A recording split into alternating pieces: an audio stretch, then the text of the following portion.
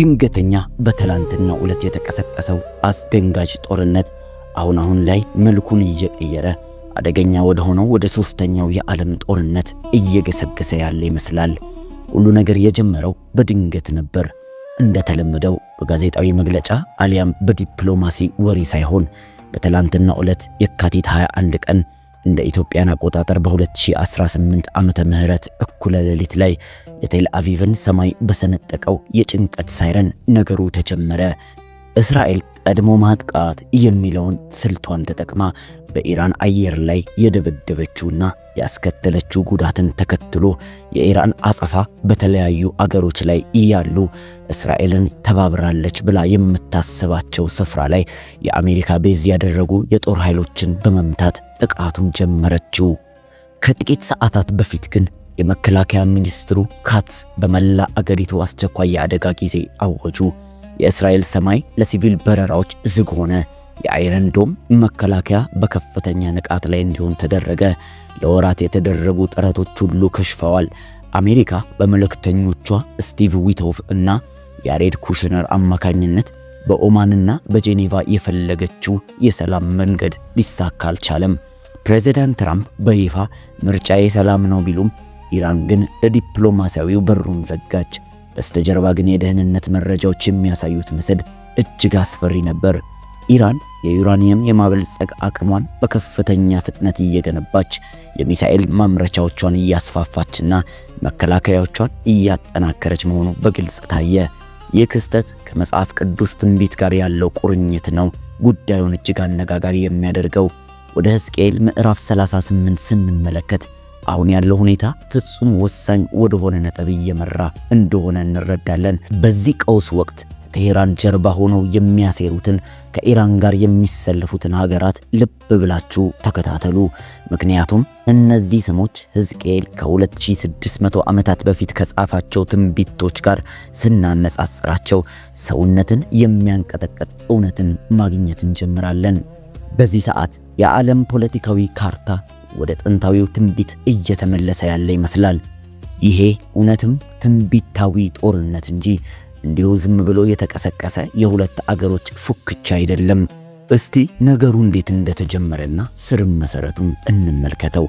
መረጃዎች የሚያሳዩት የራቀ ወይም በግምት ላይ የተመሰረተ ስጋትን ሳይሆን በአፍንጫ ስር የተደቀነና አሁኑኑ ሊፈነዳ የተዘጋጀ አደጋን ነበር። ከእያንዳንዱ የከሸፈ ድርድር፣ ከእያንዳንዱ የንጽጽር መባባስና ኢራን እያዘጋጀቻቸው ስላለው አደገኛ እቅድ ከቀረቡ የደህንነት መረጃዎች በኋላ እስራኤል ለወራት ስታስብበት የነበረውን ወሳኝ ውሳኔ ያሳለፈች። ቀድመህ ምታ፣ ካልሆነ ግን ዳግም በማትገኝበት ሁኔታ ትመታለህ የሚለውን የእስራኤል ጥቃት ዘመቻ ሮሪንግ ላይን ወይም የሚያጋሳው አንበሳ የሚል ስያሜ የተሰጠው። ኢላማዎቹም ለይስሙላ ሳይሆኑ ስትራቴጂያዊ ጥንቁቅና ደባቂ ነበሩ።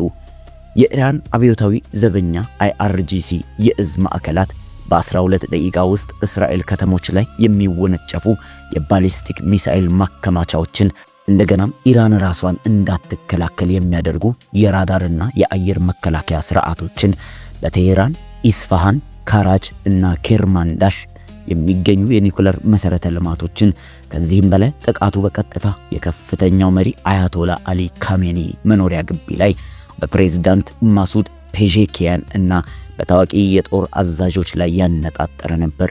ይህ ማስጠንቀቂያ ሳይሆን የእስራኤል የህልውና ፖሊሲ በተግባር የታየበት ሌሊት ነበር። ጥቃትን ከመበቀል በፊት ቀድሞ ማጥቃት የሚል ስትራቴጂዋን ነድፋ ተነሳች።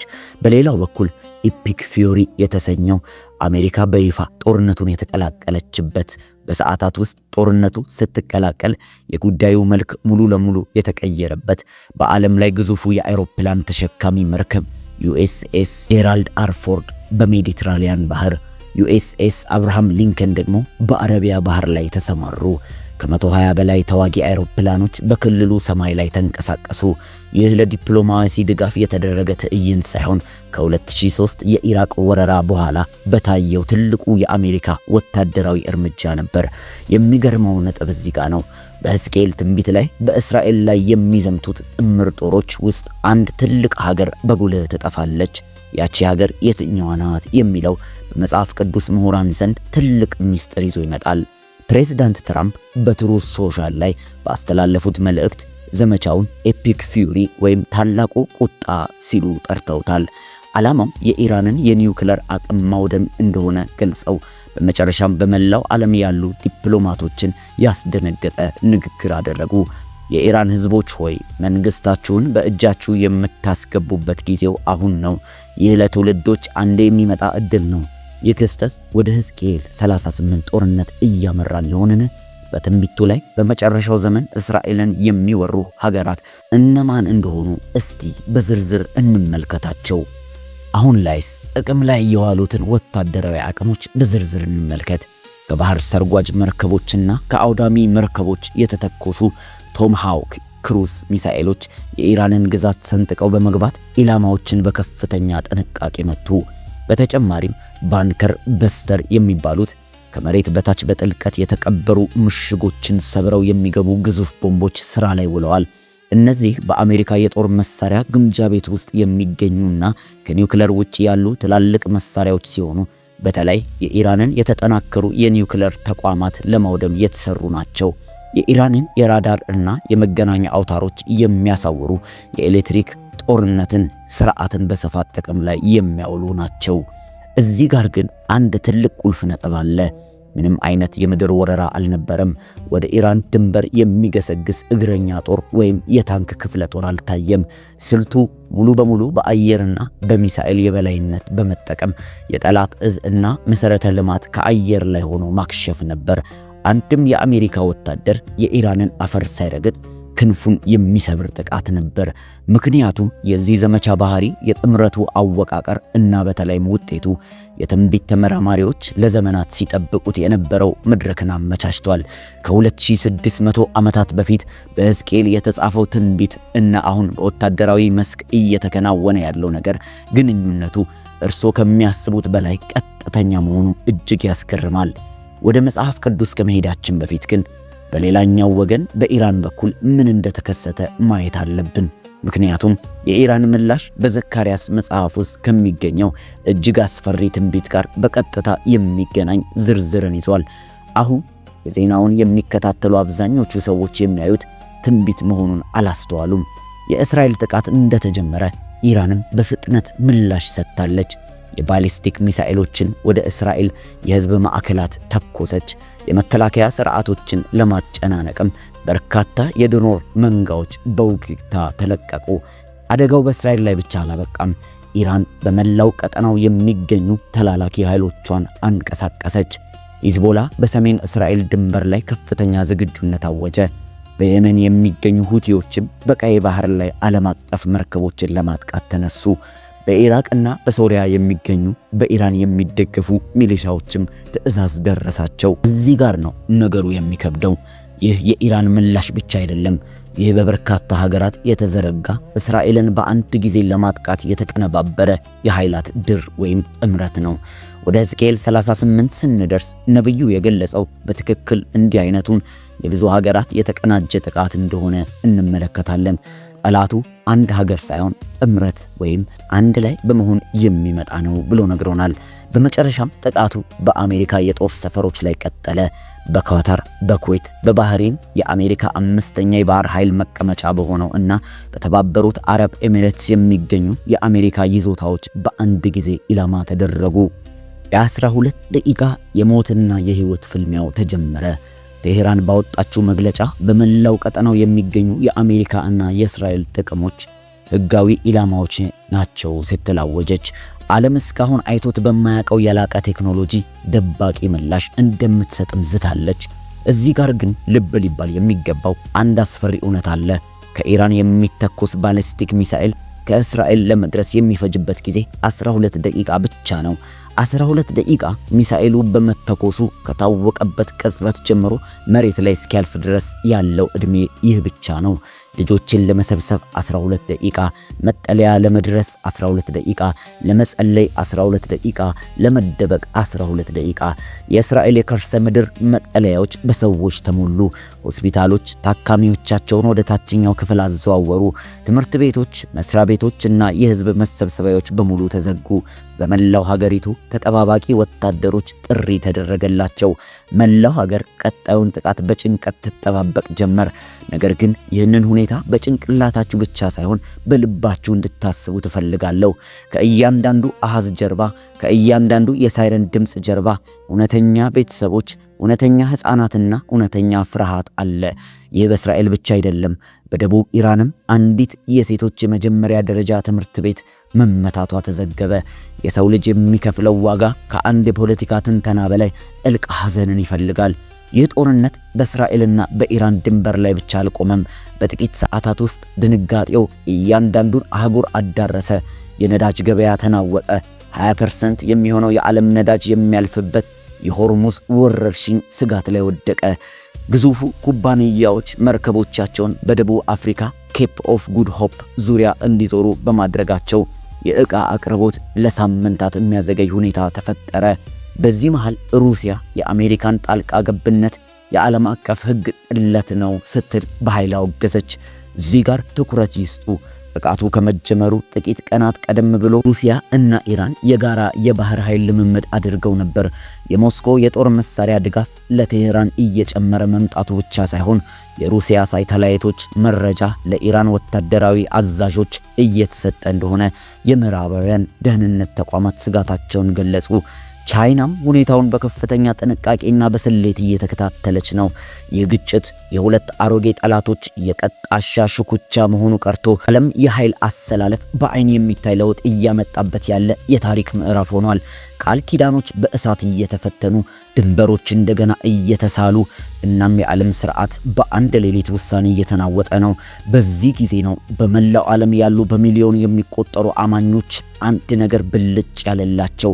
ምክንያቱም አሁን እየተፈጠሩ ያሉት ጥምረቶች የተሳታፊ ሀገራት ማንነት፣ ጂኦግራፊያዊ አቀማመጣቸውና የሚሰነዝሩት ቃላት በሙሉ አንድን ጥንታዊ ድምፅ ያስተጋባሉ። በባቢሎን በምርኮ የነበረውን አይሁዳዊ ነቢይ የጻፈውን ትንቢት መጽሐፍ ቅዱስ የሚያውቁ ሰዎች ይህ ወዴት እያመራ እንደሆነ መገመት አይከብዳቸውም። ነገር ግን አውቃለሁ የሚሉትን እንኳን የሚያስገርም ነገር ቀጥሎ ይመጣል። ምክንያቱም ነቢዩ ሕዝቅኤል የተናገረው ነገር አብዛኛው ሰው ከሚያስበው በላይ እጅግ ዝርዝር፣ ጥንቁቅና አሁን ላለንበት ቅጽበት ፍጹም ተዛማጭ መሆን ጀመረ። በዚህ በነቢዩ ሕዝቅኤል ትንቢት ውስጥ አንድ እጅግ ወሳኝ የሆነ ዝርዝር ነገር አለ። አብዛኞቹ የትንቢት አስተማሪዎች ዘለውት የሚያልፉት ነገር ግን አሁን ያለንበት ወቅት ምን እንደሆነና ምን እንዳልሆነ በግልጽ የሚያሳየን ታላቅ እውነት አለ። ነቢዩ ሕዝቅኤል ተራ ታዛቢ አልነበረም። እርሱ በሕግ የሰለጠነ ካህን ሲሆን በእስራኤል ታሪክ እጅግ ጨለማ በነበረው ወቅት ማለትም በ597 ዓመተ ዓለም ገደማ ተማርኮ ወደ ባቢሎን የተወሰደ ሰው ነው። የባቢሎን ግዛት ይሁዳን ወሮ የአይሁድን አምልኮ ማዕከልና የእግዚአብሔር መገኘት ማደሪያ የነበረውን ቤተ መቅደስ ሊጠፋ ጥቂት ቀናት ቀርተውት ነበር። ሕዝቡ ተበትኗል። የንጉሳዊው የዳዊት ዘር የተቋረጠ ይመስል ነበር።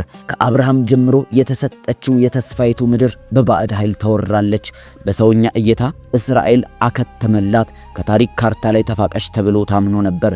ነገር ግን በዚያ በምርኮ ጨለማ ውስጥ ከእስራኤልም ከኢየሩሳሌም ርቆ ሳለ እግዚአብሔር ለሕዝቅኤል ተከታታይ ራእዮችን አሳየው። ራእዮቹ ስለ ባቢሎን ብቻ አልነበሩም። የሕዝቅኤል አጥንት አመድ ሆኖ ከረገፈ ከሺህ ዓመታት በኋላ ስለሚመጡት የመጨረሻው ዘመናት ሌተር ዴይስ እንጂ። የሕዝቅኤል መጽሐፍ አወቃቀርን መረዳት እጅግ ወሳኝ ነው። ምክንያቱም ይህ አረዳድ በምዕራፍ 38 እና 39 ላይ ያለውን እይታ ይለውጠዋል። ምዕራፍ 36 እና 37 ላይ እስራኤል እንደገና እንደምትቋቋም ይገልጻሉ። ደረቅ አጥንቶች ሕይወት አግኝተው መቆማቸው፣ ሕዝቡ በአሕዛብ መካከል ተለቅሞ ወደ ምድሩ መመለሱ ተነግሯል።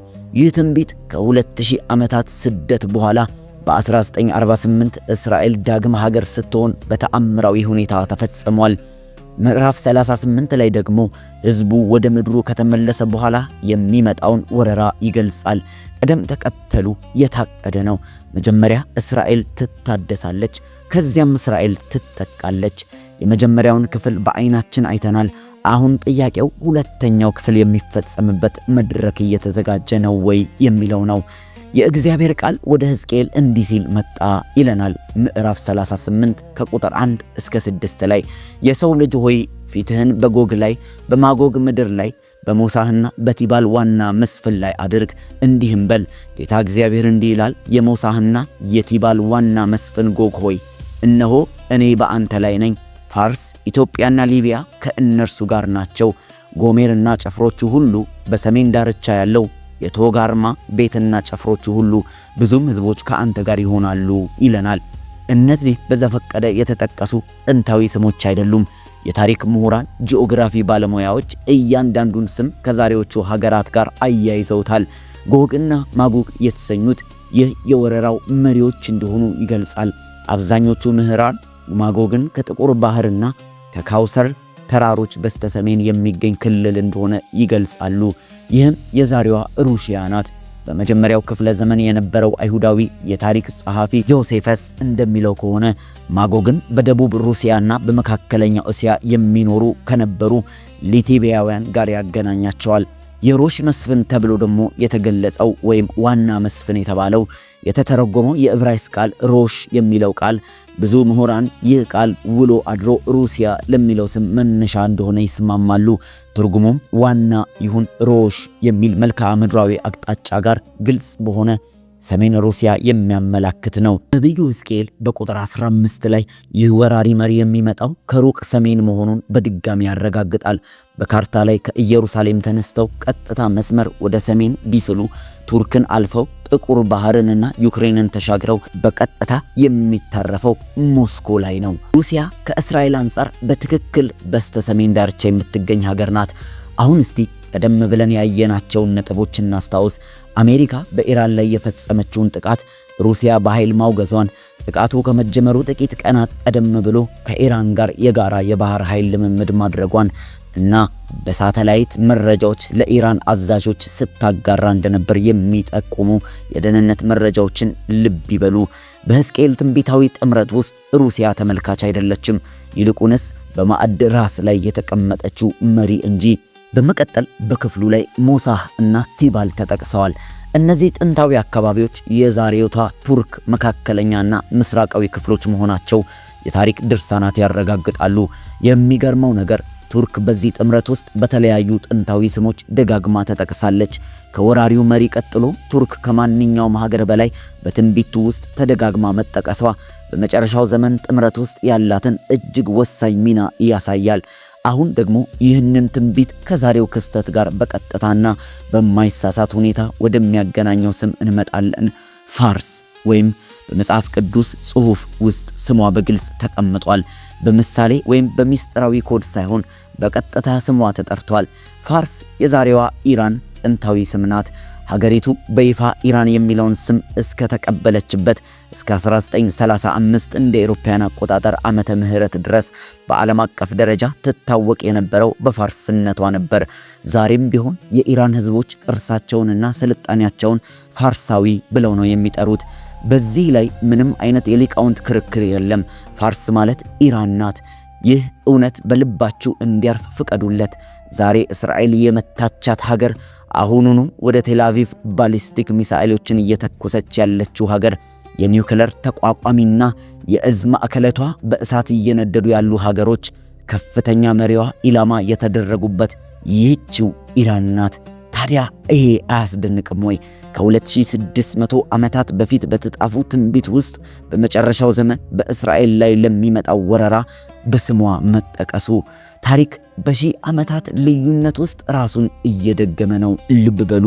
በትንቢቱ ውስጥ እስራኤልን የሚከቧት ሀገራት በሙሉ ዛሬ በምን አይነት ፖለቲካዊ አሰላለፍ ውስጥ እንዳሉ ተመልከቱ። ሩሲያ፣ ኢራን፣ ቱርክና የአፍሪካ አጋሮቻቸው በአንድ ወገን ሆነው እስራኤልን እና የምዕራባውያንን ጥቅምን ሲቃወሙ እያየን ነው። ነገር ግን አብዛኞቹ ሰዎች ዘለውት የሚያልፉት አንድ ትልቅ ሚስጥር አለ። ሕዝቅኤል ይህ ወረራ የሚከናወነው እስራኤል በምን አይነት ሁኔታ ላይ ስትሆን እንደሆነ ይነግረናል።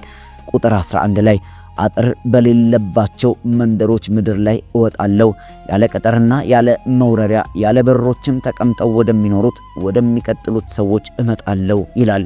ይህ ማለት ወረራው የሚመጣው እስራኤል በአንጻራዊ ሰላም እና ደህንነት ላይ ነኝ ብላ በምታስብበት ወቅት ነው እንጂ አሁን እንዳለችው አይነት በየቀኑ ሚሳኤል በሚዘንብባትና ጦርነት ውስጥ ባለችበት ወቅት አይደለም።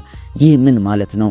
አሁን እስራኤልና አሜሪካ በኢራን ላይ የሰነዘሩት ጥቃት የኢራንን አቅም ለጊዜው ካዳከመውና እስራኤል አሁን አደጋው ተወገደልኝ፣ ሰላም አገኘው ብላ ዘና እንድትል ካደረጋት ከታላቁ የሕዝቅኤል 38 ወረራ መድረኩ ተመቻቸ ማለት ነው።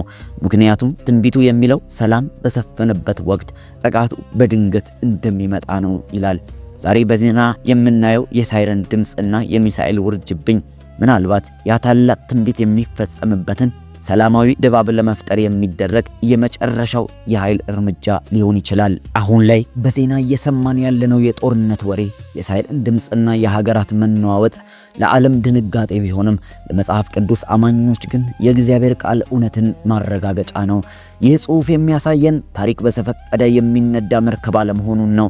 ይልቁንም በታላቁ የአምላክ እጅ የሚመራ መለኮታዊ እቅድ ፍጻሜውን እያገኘ እንደሆነ ነው። ከ2600 ዓመታት በፊት በባቢሎን ምርኮ የነበረው ሕዝቅኤል ዛሬ ያለንበትን የጂኦፖለቲካ አሰላለፍ በስም ጠርቶ ሲገልጽ መጽሐፍ ቅዱስ ከሰው አይምሮ በላይ በሆነ መለኮታዊ መንፈስ የተጻፈ መሆኑን እንረዳለን።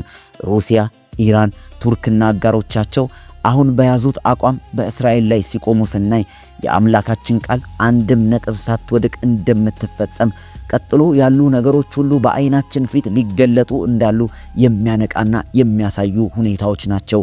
ዓለም በሚሳኤል ጥንካሬና በዲፕሎማሲ ስሌት ስትጨነቅ፣ እኛ ግን እመቤታችን ቀርቧል እያልን ቀና ልንል እንደሚገባን ሉቃስ 21:28 ላይ ጌታችን ኢየሱስ ክርስቶስ ይነግረናል። ይህ ግጭት ለዓለም የፍጻሜ ምልክት ቢሆንም ለቤተ ክርስቲያን ግን የሙሽራው መምጣት መቃረቢያ ደውል ነው። ስጋት ሳይሆን መንፈሳዊ ንቃት ሊኖረን ይገባል። በሕዝቅኤል 38 ላይ እግዚአብሔር እንደጻፈው ጎግ ማጎግ ምንም ያህል ግዙፍ ጥምረት ፈጥረው ቢመጡም ፍጻሜያቸው ግን ውድቀት ነው። እግዚአብሔር ስሙ በአሕዛብ ሁሉ ፊት እንዲቀደስ ለሕዝቡና ለስሙ ክብር ይቆማል። ጦርነቱ የእግዚአብሔር ነው እንጂ ድሉም የታወቀ ይሆናል። ውድ ወንድሜ ወይም እህቴ፣ ክቡር አድማጮቻችን፣ ዛሬ የምናየው ሁኔታ የሚያስተምረን አንድ ትልቅ እውነታ አለ። ጊዜው አጭር መሆኑን ነው። ዓለም ወደማይቀለበስ ለውጥ እየገሰገሰች ነው። ጦርነቱ ማብቂያ አይኖረውም።